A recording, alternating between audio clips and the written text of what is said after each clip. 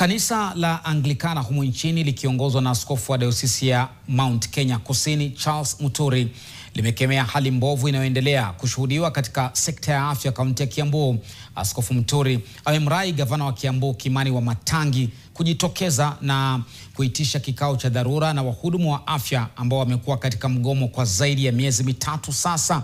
Amesema wakazi wa Kiambu ndio wanaoendelea kuathirika zaidi kutokana na hali hiyo ya mgomo.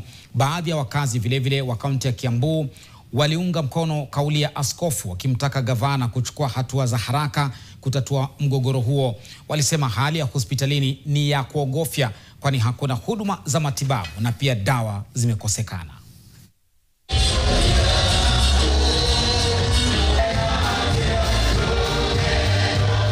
Lakini tungetaka watu wakienda hospitali watibiwe na madaktari, na jambo la pili wapate madawa wanapoenda mahospitali.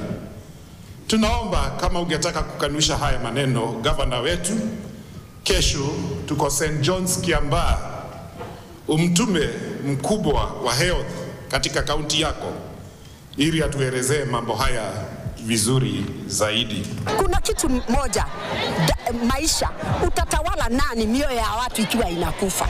Tunataka huyu Wamatangi wetu ambaye tunaheshimu sana kwa sababu amefanya kazi nyingi, lakini ikiwa hufanyii watu na wanaendelea kufa na watoto wanaendelea kufa, utabaki na nani?